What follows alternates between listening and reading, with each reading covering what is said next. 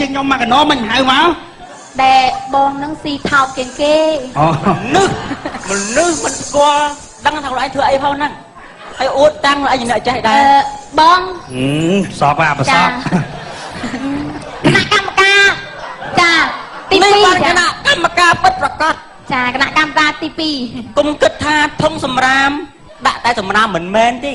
យើងយករបស់មានតម្លៃទៅដាក់គឺធុងសម្រាមគឺមានតម្លៃឧទាហរណ៍យើងរើសបានលុយ$1 លានក្នុងធុងសម្រាម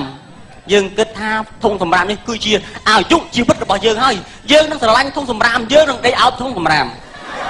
ថ្ងៃក្រោយក្រឡេកឃើញធុងសម្រាមថាអន់ណាស់ក៏បានវែកមើលមកបន្តិចដែរហើយជាការពិតអត់សមអ្នកកម្មការណែអាស្គួតចាសូមឲ្យគណៈកម្មការចាផ្ដល់ជាយោបល់និងមតិចាអង្គភាពទាំងមូលចាជំរាបសួរហេតុអីយើងធ្វើបែបនេះមិនមែនគិតថាជំរាបលានឹងទៅវិញទេជំរាបលាត្រដាងឲ្យឃើញពីមុខមាត់សម្រស់និងកាយវិការដ៏ស្រស់ស្អាតខ្ញុំធ្លាប់ឃើញឪពុកខ្ញុំគាត់ទៅតាមកម្មវិធីគេគាត់ទៅដល់ខ្ញុំសូមឲ្យលួចនំគេមកផ្ទះហ្នឹងអូនស្ងាត់ខ្ញុំសូមជំរាបសួរហើយកម្មវិធីគេអញ្ជើញគាត់ទៅប៉ុណ្ណាទៅដល់ខ្ញុំសូមធ្វើស្អីគេអញ្ជើញយើងទៅដល់ខ្ញុំជំរាបសួរល្អបំផុតហើយខ្ញុំមានមុខធ្វើជាគណៈកម្មការកិត្តិយសក្នុងកម្មវិធីនេះខ្ញុំមកដល់កន្លែងនេះបងប្អូនឆ្ងល់ហេតុអីបាទខ្ញុំមកដល់កន្លែងនេះដើរមកមូលហេតុតែមួយគត់គឺខ្ញុំដើរមកឲ្យគាត់ថាអញ្ចឹងវ៉ាឲ្យវាដឹងនិយាយមុនបានអត់ដឹងទេមានដឹងមកជួយស្រោតទៅខ្ញុំអីខ្ញុំមកនេះគ្មានអ្នកណាអញ្ជើញខ្ញុំមកទេគេអញ្ជើញមកគឺខ្ញុំមកឲ្យខ្លួនឯងខ្ញុំមកឬខ្ញុំសម្រេចចិត្តថាមកគឺខ្ញុំមកមានប្រយោជន៍ដោយកម្មវិធីបុណ្យការអីអញ្ជើញខ្ញុំអត់ទៅទេបើហៅព្រីទៅបើហៅទៅចងដៃអត់ទៅ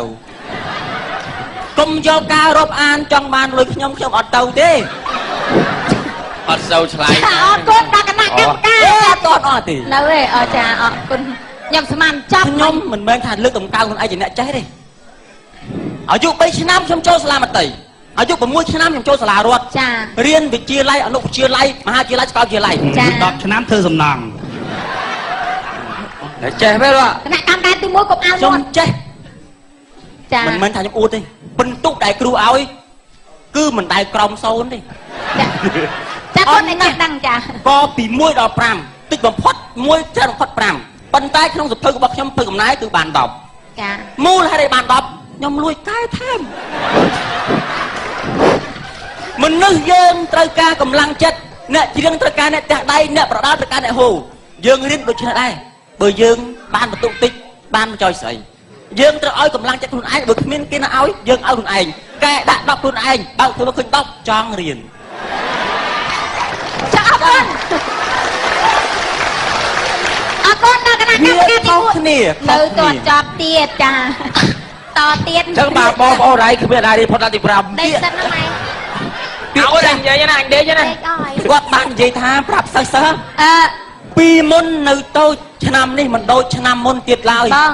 កូនលូតលាស់ធំដុសរោមចិត្តហើយបងពុកម៉ែអត់ស្បើយកូនវែងជាងឪពុកនេះជាពាក្យល្អបំផុតចាកូននៅគណៈកម្មការទី1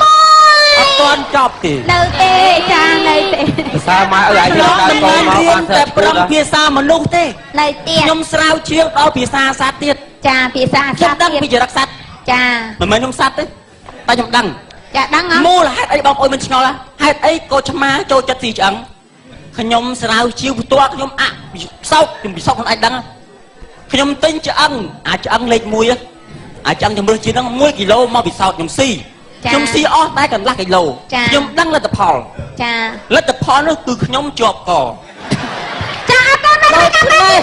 យើងអាចដឹងថានៅទៀតតាស្មាវាមិនមែនចូលចិត្តស៊ីឆ្អឹងទេគឺមនុស្សយើងឲ្យវាស៊ីឆ្អឹងបើយើងដាក់សាច់ឲ្យវាស៊ីសាច់ហើយចាអត់ដល់នេះកម្មការទី1សូមស្ដាប់អ្នកឯងអញឆ្លង